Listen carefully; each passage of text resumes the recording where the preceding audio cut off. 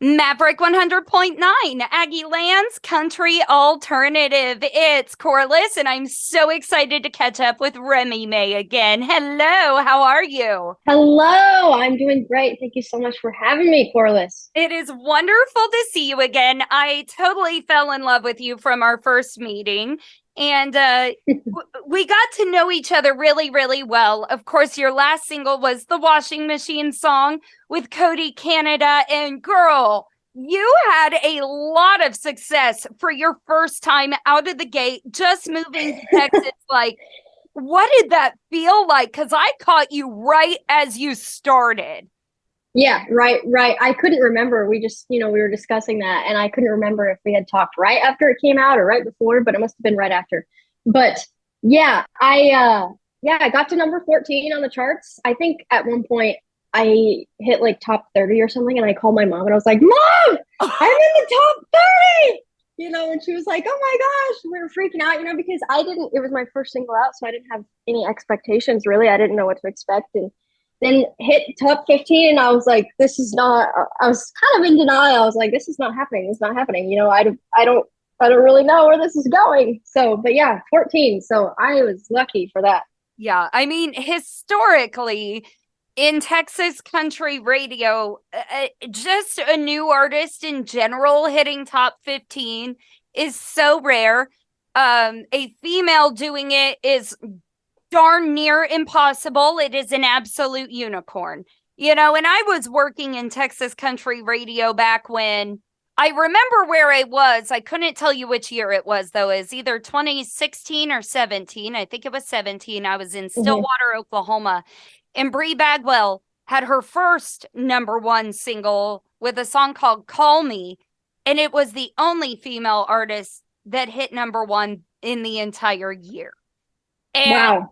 to see how far we've come is amazing. But also just getting the opportunity to introduce gals like you is so much freaking fun. Well, thank you. Yeah, I think we talked about that last time. I was like, it's so refreshing to have a Yeah, female, a female interviewer. I'm like, oh my gosh, this is so cool. right. And did you end up talking to many girls along your last radio tour?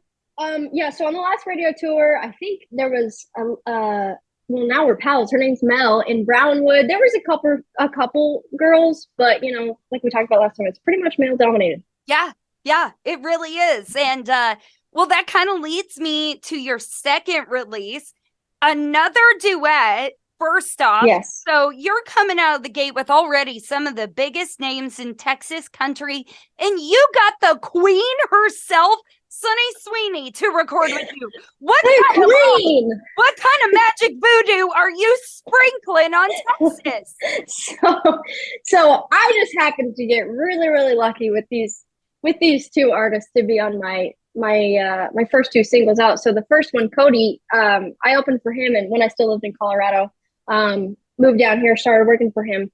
Sunny, actually, I opened for her in Grand Junction, Colorado when I was, I think, 18 or 19.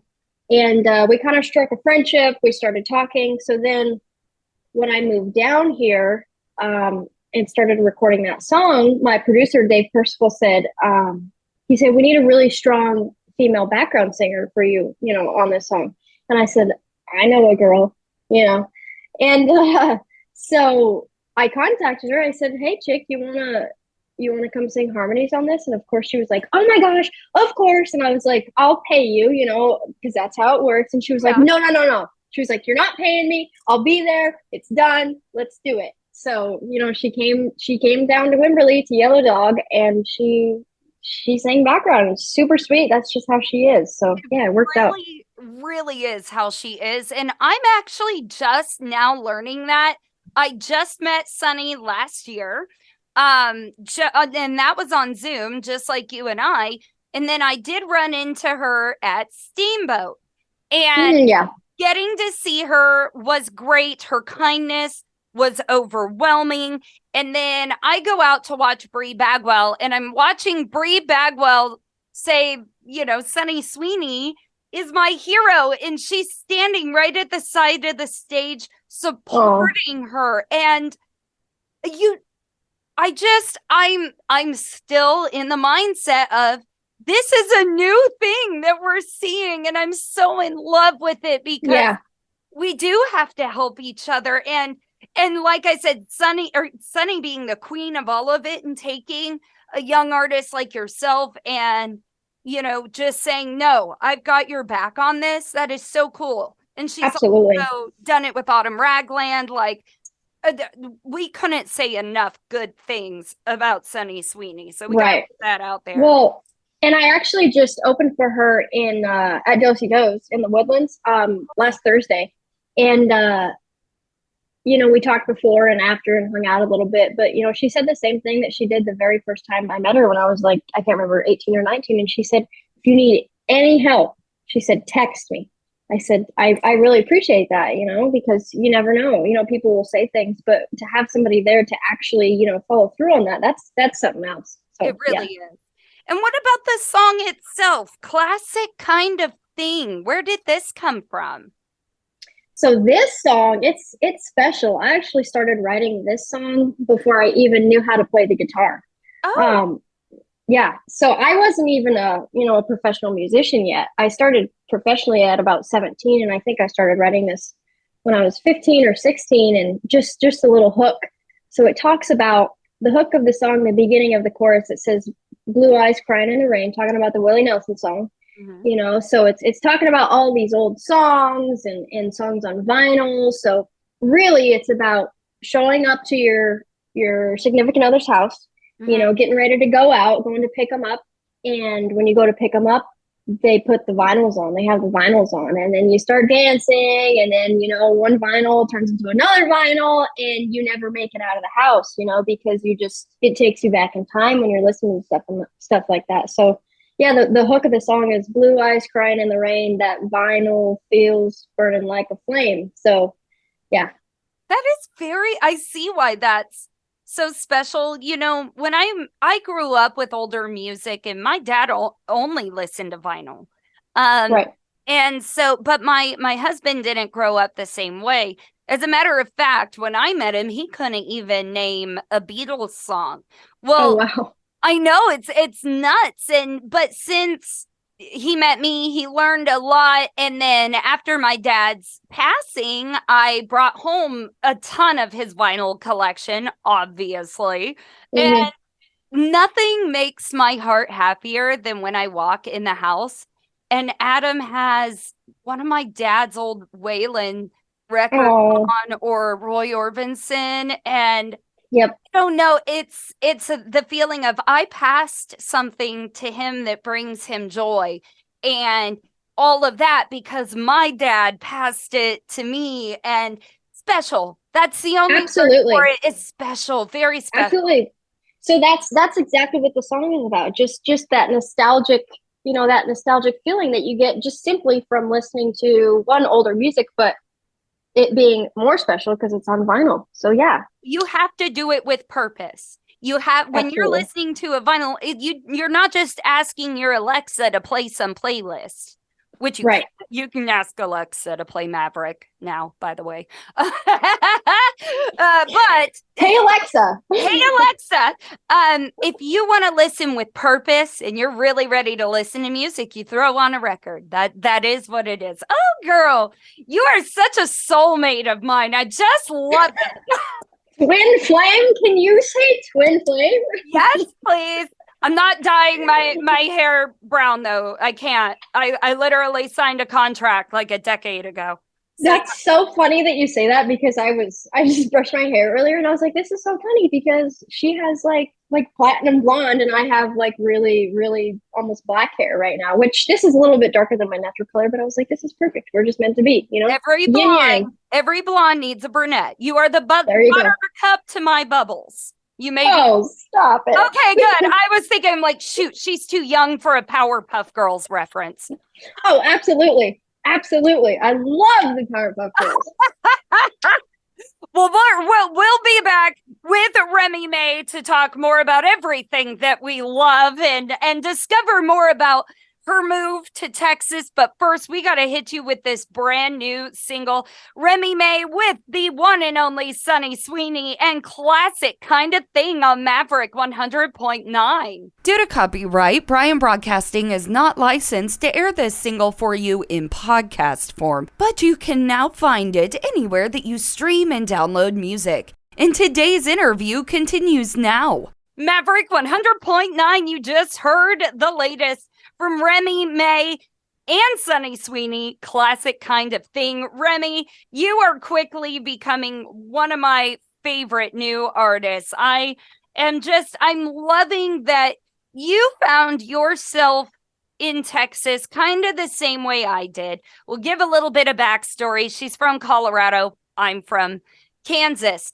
I found Cross Canadian Ragweed, which led me to radio because a radio DJ took me backstage to meet them when I was 17. Now, you, on the other hand, got to open for Cody Canada, and he offered you a job at the School of Rock. And so you're still there in New Braunfels working? Yes. Yeah. So I was 19. So you said you were 17. I was 19. Yeah, that's very similar. I got the opportunity to open for him, and he found out I was moving down to New Braunfels to pursue music. And he said, "Do you have a job lined up?" And I said, no. And he said, "Do you want one?" I said, yeah, please. So, yeah, I came down here and started working like that, like really quick. So yeah, and that's where I am, and I love it. And I gig every weekend, and yeah, I'm just trying to work my way up there. So now that you're discovering Texas, because you've been touring a lot, have you found any favorite places, anything that just really stuck out to you? Well, like we were just talking about, a couple months ago, it was the first time that I had really taken that drive up your way. And like I said, it was right after it had rained and everything was so green and there were so many wildflowers. I mean, there's wildflowers in Colorado, but not like this. No. And I was like, this is my most favorite drive that I have been on yet in Texas. So that I got to play at Kane's Ballroom in Tulsa in January, which was really cool. So I kind of really liked legendary. Tulsa. Yeah, Tulsa was cool, which obviously not Texas, but still cool. Tulsa I love so cool though. Yeah, it's so historic. So I don't know, it was really cool.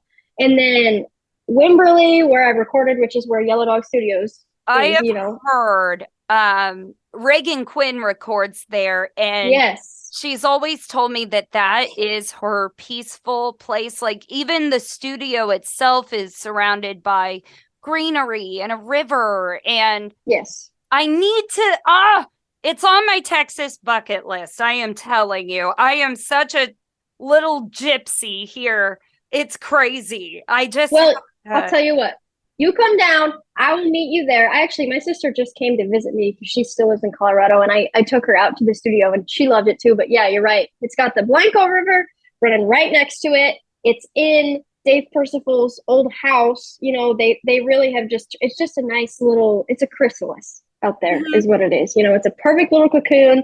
And that's one of their main goals is, like you said, Reagan said, it's just so tranquil. That's one of their main goals, because as an artist going into a big project, like recording something so important and recording your own art, you need peace and tranquility and time to think about what you want your project to be, So that's their main goal. And it's amazing.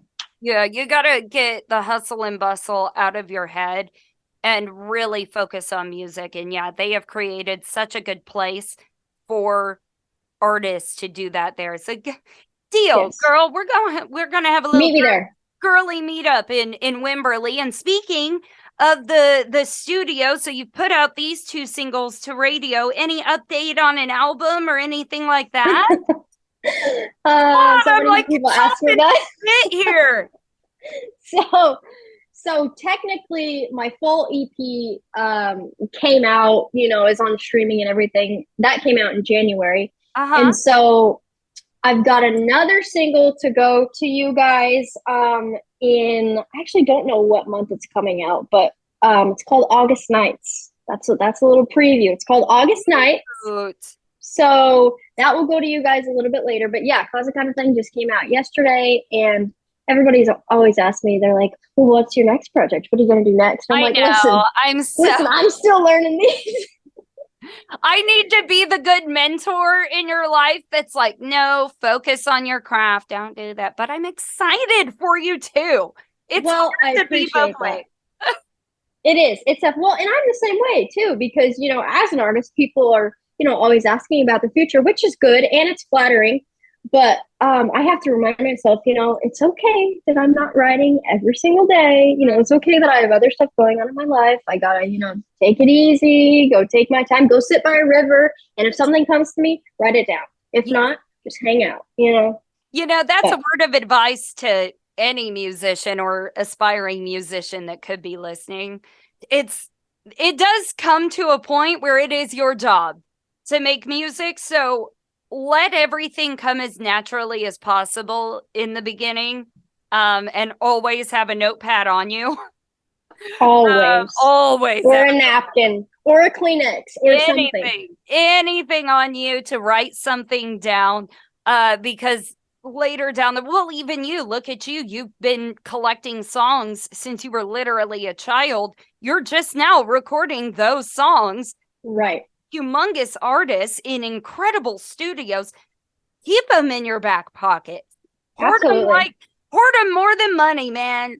Yeah, well, because you're right, because eventually they could be money. But I look back in my old songbooks, and I remember when I wrote them, I was like, this is terrible, like, ew, and I never did anything with them. And then I look back and I'm like, that wasn't bad at all. I'm like, I can take bits and pieces from this. This is great. Like, what are you doing, 15-year-old me? This is awesome. So, gosh.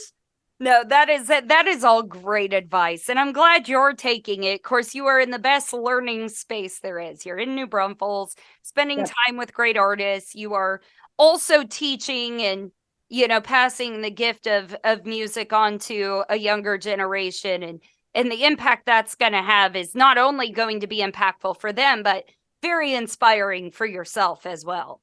Oh, extremely inspiring. Holy moly. I have grown by teaching. You grow so much. I mean, no matter what it is, no matter what you teach, even if it's not music, but by teaching music, I have learned so much, and these little kids will ask questions, like 5 to 7-year-olds, 5 to 8-year-olds. They'll ask questions and you're like, I don't know the answer to that because I have never thought about that. And that is an amazing question. You're 5 years old. How did you think of that? That's my favorite thing about kids is their questions, because they don't think like us. They're so much more honest. They are and inquisitive. Honest. Yes, and inquisitive and little sponges, and so always keep in mind, I learn from children. I don't have any, so anytime I am around children, I love to talk to them as much as humanly possible. So yes, it's very, very fun. Well, I'm about to screw up your name because I keep going back to Remi Mae. Remi Mae. That's happened so many times. I know. Yo, Remi Mae. And I'm like, well, not quite. No, Remi Mae. And please go get her new single, Classic Kind of Thing with Sunny Sweeney. Keep an eye on her. We got to get this girl to town sometime, even if it's selfishly just for me. But in the meantime, you can follow her everywhere, travel to a show, get her music. I've completely fallen in love with her, and you will too. So thank you so much, sweetheart, for always joining us here on Maverick. No, thank you so much for having me. I appreciate it. I love doing this, and I love you. Thank you.